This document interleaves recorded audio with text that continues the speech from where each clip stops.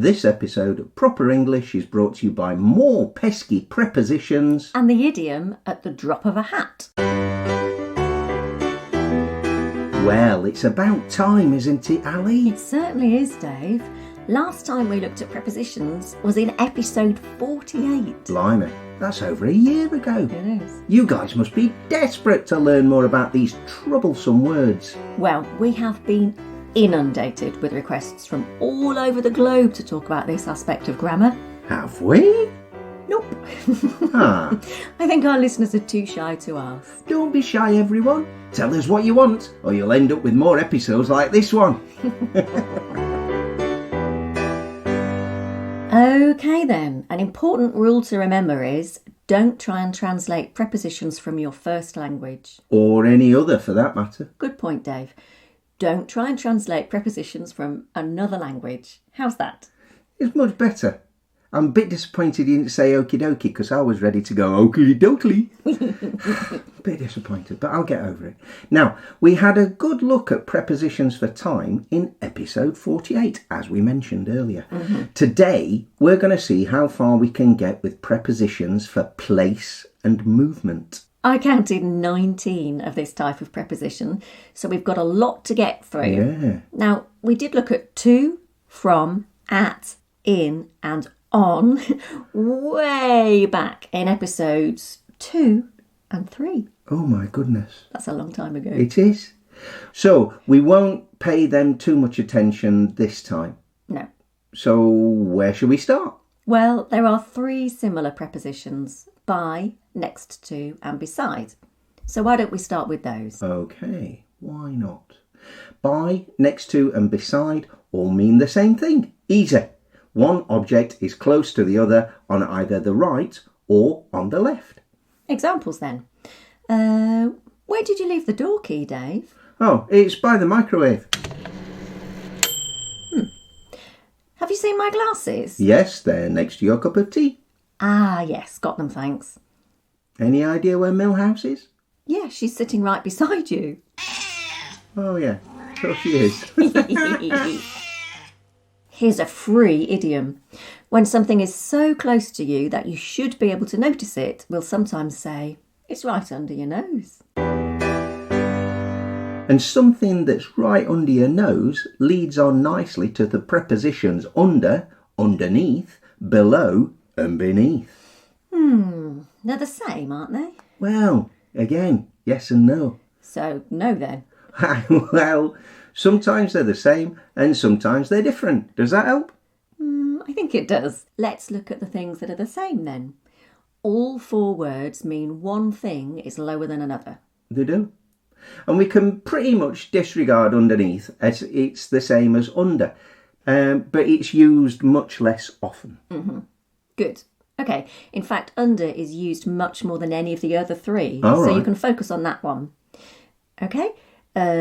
Peachy the dog is lying under the table. I found my phone under the cushion. In most instances, the 2 items will be relative to each other vertically. An exception to this is with clothes. Ah, yeah. I could say, I'm wearing a sweater under this coat, but I'm still cold. Not today, though. So we could say, Peachy the dog is lying below the table, but we wouldn't. It sounds kind of odd. It does. Below sounds better when we're describing something more substantial. Oh. Maybe a greater distance is involved too. How about the London Underground system is below the pedestrians? Nice. Maybe. Or, if you want to look in the menswear department, you need to go to the floor below this one. Ah. We use under and below when we're talking about something written. Put a line underneath or under the correct answer in the test and read and then sign below. Oh, yeah. Under can also be used for abstract positions. D.I. Davidson is Sergeant Robert's boss, so we can describe him as being under her. And we use it with numbers, particularly age. People under the age of 18 are not permitted to buy alcohol. With temperature, we could use under, but we usually use below. Yeah, we'd say that the temperature has dropped below 0 or What a warm week we're having. The temperature hasn't gone below 26 degrees since Tuesday. Now we need to balance things out by going up. Let's talk about over and above. Over can be used in several ways. Let's go back to the clothes example where I was wearing a jumper under my coat. Well, guess what? I was wearing my coat over my jumper. Jolly good. That's quite straightforward. Likewise with our age example, we can use over as the opposite of under. This film is for over 12s only. Now, for the physical world, we can go over an object. To do this, we must be higher than the object. We might go over a river. Yeah, and we can do this by going over a bridge. We cross over a road. We're touching the ground as we go, whether it's with our feet or the tyres of our vehicle, but we're still above the road. We use over when we are showing somebody the location of something. There's a greenfinch in the garden. Where? Over there. Of course, I have to point as I say it, which doesn't work so well in a podcast. We also use over idiomatically. If you're upset because I ate the last piece of cake... You wouldn't know. And if I was being unsympathetic, I'd tell you to get over it. It being your problem, your emotion, the thing that you need to overcome. Fortunately, you'd never do that. Never. Build a bridge, get over it.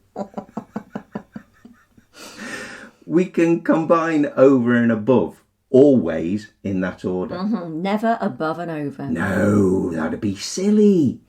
We use this collocation to describe a situation where somebody has done much more than required. The taxi driver didn't need to carry all the shopping up to our flat for us. He really went over and above. Yeah, or the extra mile. Went the extra mile.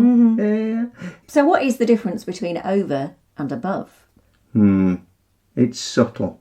Is it about proximity? So over is, quite close to you, but over your head. Yeah. Did you get that, or did it go over your head? Whereas above is further away, like the sky is above you. You wouldn't say that the sky is over you. No. I mean, unless you'd just broken up with it. Way too complicated. Take that bit out. Yeah, okay. But is it too subtle to worry about, do you think? I think it is. Yeah. Yeah. You can say the flat above me. Yeah, but you wouldn't say the flat over you. But why not? Do you know what? I think we need to come back to this in another episode. Fine. Yeah. We'll adjourn Yes. and reconvene. Yes, we will. So that's plenty about pesky prepositions for today, I reckon. Yeah. We've still got across, through, into, towards and onto to look at in a future episode. Deep joy. Let's try not to leave it another year, shall we? And now it's time for Idiom of the Week. Idiom of the week. At the drop of a hat is a nice, easy to use idiom. Yeah, it means that we'll do something or something will happen immediately, without notice maybe, or preparation. For example, if COVID was over, I'd go to Japan at the drop of a hat. Simon and Angela are good friends. Whenever we've needed them, they were there at the drop of a hat. Oh, my boss is being so unrealistic. He thinks I can rearrange my whole schedule at the drop of a hat. Or schedule. Where does the expression come from, Ali? Well, Dave, in the olden days, men and women wore hats more often than they do now. And to start a race, someone would drop their hat as the signal to go. Ah, so yes, you don't wait around at the start of a race, do you? You get going. You do. And here we are at the end of another episode of Proper English. As always, we hope you've had fun listening in on our conversation. And whether you're a new listener or a regular subscriber, why not get in touch with us? You can email us at properenglish All one word. at sapo.pt. Or you can ask us questions on whichever social media you use. And don't forget to tell everyone you know about us, friends, family, anyone who's studying or learning English. And make sure that you rate and review us if you can. Because that helps other people to find us. And subscribe to us on your favourite podcast app. So, until next time, it's goodbye from me. And it's goodbye from me too. And thank you for listening to Proper English.